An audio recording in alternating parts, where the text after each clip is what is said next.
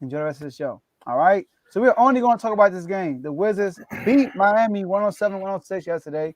Miami Heat didn't have four of their starters. Am I not mistaken? They not four of their starters, four of their main key players. All right. Not mistaken. Gabe Vincent didn't play. Nope. I Tyler missed Hero, Bam, and Jimmy Butler. five, All five people right. yesterday. 5 people. My bad. 5 people. But it was still. Hey, it's the NBA.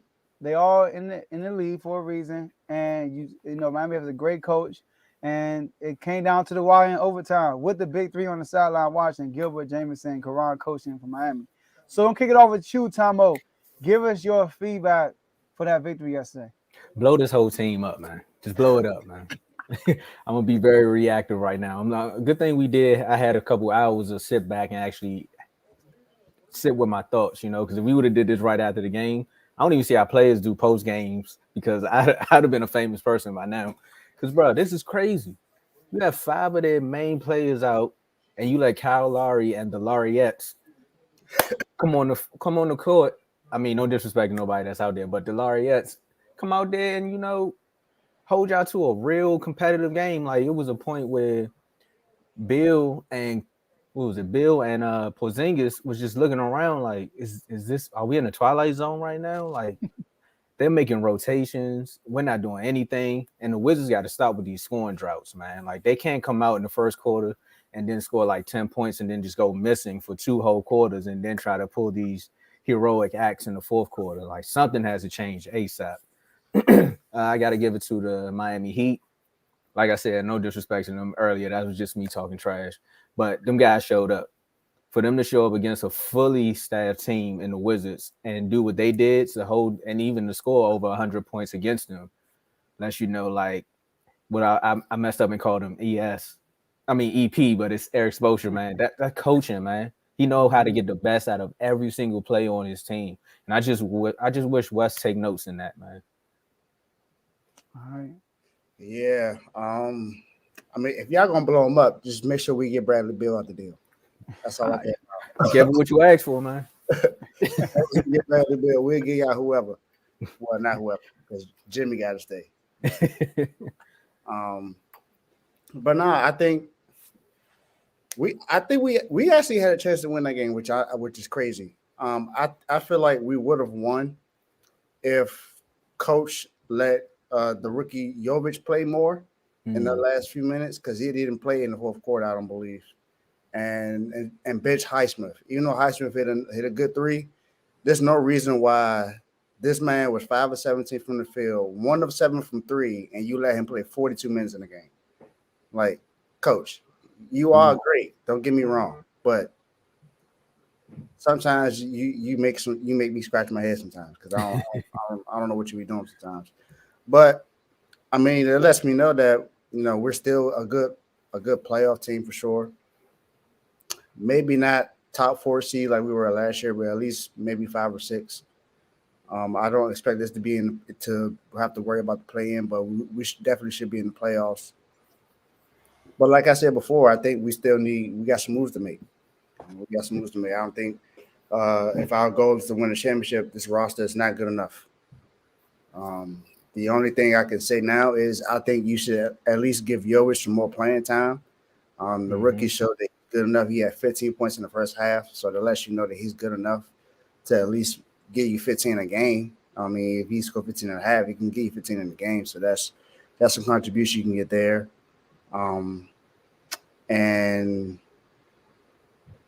I don't know because I don't think Caleb Martin needs to be starting. That's just me. You got a small forward who's starting that power forward for your team because you didn't re-sign PJ Tucker. So I would rather have Jovic starting at the 4, and so Bam could go ahead and start at the 5. But I mean, I wouldn't blow the Wizards up, but I get how you feel. Just make sure we get Bradley Beal out the deal.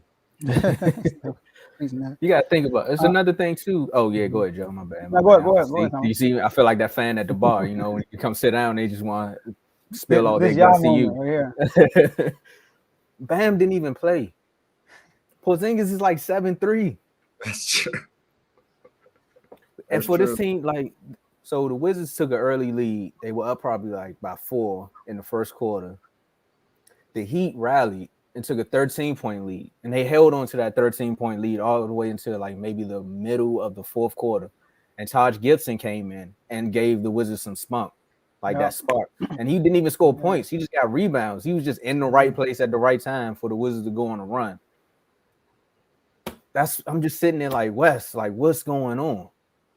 This team needs a point guard. Like we said on the other episode, this team does need a point guard. Monty Morris isn't it. They need a certified, bona fide leader at the one who can set people up and then like give and go. Because right now it's just too many people who need the ball in their hands, but they're trying to be heroes all the time, and it's not really needed. Yeah. Y'all can have Kyle Lowry. Nah. Hey, Kyle Lowry played 24, 15, and 10. Yeah, that's looking like a young Westbrook out there. He played good yesterday, man. Like he did. What's his name? Rubio. That's what he said. So look, from an outsider looking in, with not a Wizards or Heat fan, like that game. All right, I looked at it like this: you got an Eric Spoelstra coach team who's shorthanded, so these guys are going to play hard. They're going to play hard. They're going to relish their moment. And you got a team in the Wizards who fight again in the playoffs, who also going to play hard, right? But might underestimate this squad they playing because they shorthanded. So I actually like your boy Highsmith. He actually played good in the fourth quarter. No, all game he was 0 from 5 from 3 going into the fourth quarter. I get it. He didn't shoot well, but in the fourth quarter he had that clutch 3 at the airball on 3.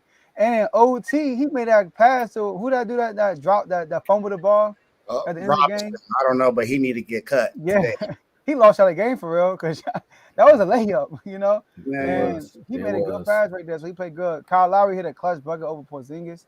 That was tough. Now with the Wizards, right? So like I ain't trying to analyze the Miami Heat. I already know what y'all about. All right, I want to analyze the Wizards real quick. I do agree. Taj Gibson came in, brought some spunk, right? My issue with y'all though is like in the first half, y'all played a lot through Porzingis, in the high post, and then y'all went away from that, especially in the fourth quarter. In the fourth quarter, a lot of times Bradley Beal was the orchestra through pick and roll and stuff like that. And it was times he did a good job, but it was times he made bad passes, turned the ball over. I thought y'all were at y'all best with Porzingis. Like how we do Sabonis kind of, y'all would kind of do about Porzingis because he could shoot. He got that mid-range jumper. If they don't step up, swing and go back door, or he can swing it for an open 3 or a dribble handoff. But y'all went away from that. So I'm not sure what that was. And the first half I had some sloppy turnovers. Y'all kind of clean that up. But the call of the game when Taj Gibson blocked that shot. Yes, they called foul, and then he do the challenge. That actually changed it because that would have been 3 free throws, and they would have went up by probably 2. But that challenge saved our game. So, but my main takeaway is run the offense through Porzingis, man. Run it through Porzingis because y'all was doing that, y'all were actually looking good. So that was one of the reoccurring things that happened when Bill was out, and it was running it either through Porzingis or Kuzma, and games were going that way. And Kuzma, like I said, I remember in the final thing to say to the fans, I said Kuzma is the leader of this team, and like he be finding little ways to like point out little things in the franchise within the coaches and stuff in this post game. So if you're a Wizards fan, you pick up on it. Like after they won that game against I think it was Utah. When he was like, I told coach run the offense through me, but he be laughing at me. I was like, I seen him say that one time. Then he said something else a long time ago.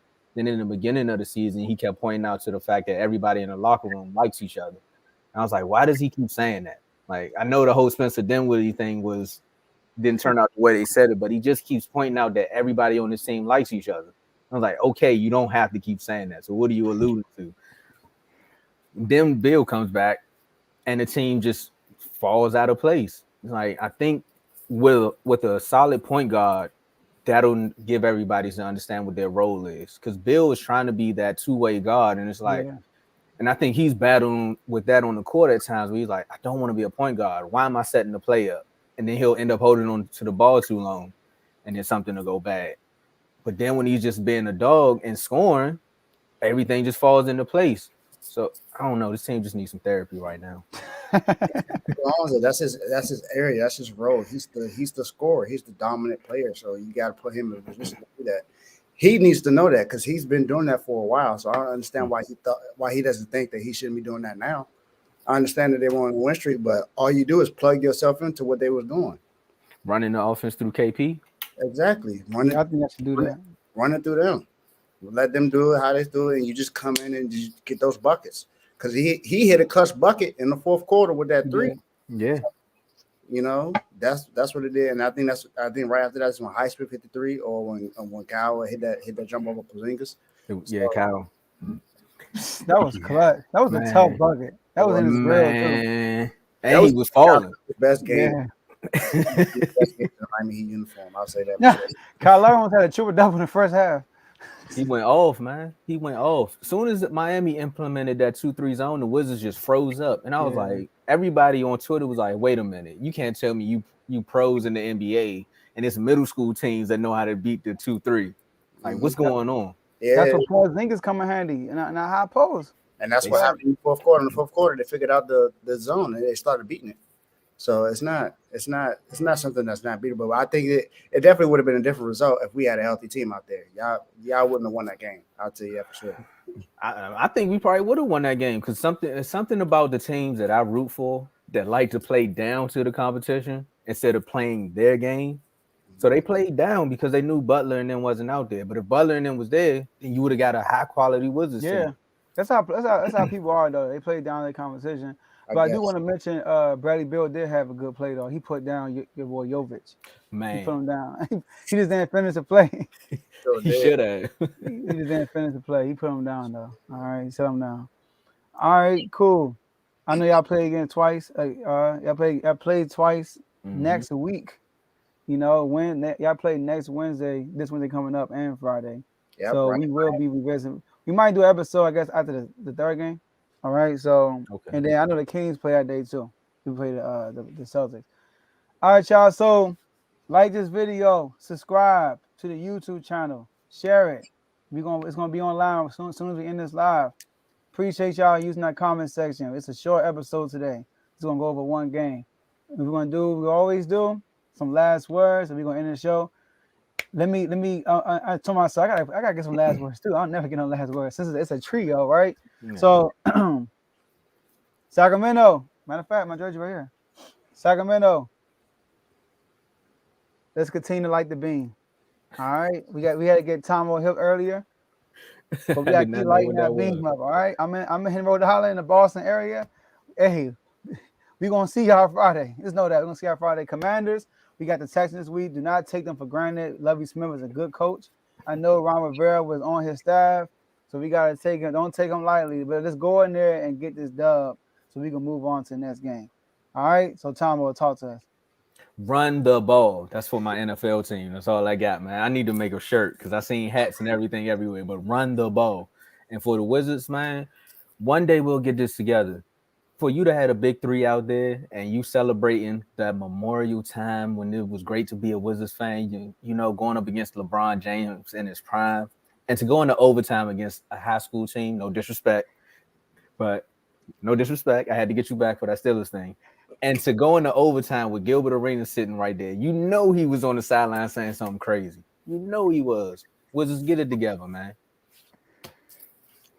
Miami, I know what you're capable of. Just make a trade somewhere so we can have somebody that can help out Bam down low, and for the perimeter as well.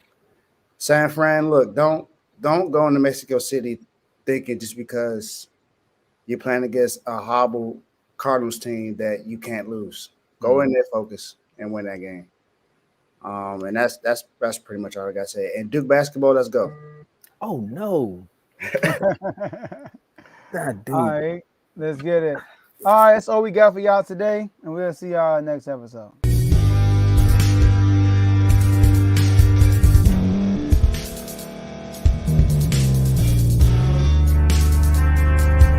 Thank you for staying to the end. If you're watching this on YouTube, please like this video, subscribe, and also hit that notification button so you can be notified next time we put out a video. If you're listening on any podcast platform, subscribe, and hit that notification button, y'all, so you can be notified we put out another podcast audio. And last but not least, hit that share button. No matter what you're listening to or watching it, hit that share button and send it to somebody that you know that would love to watch this episode you just listened to. So once again, thank you for staying to the end, and we'll see y'all at the next episode.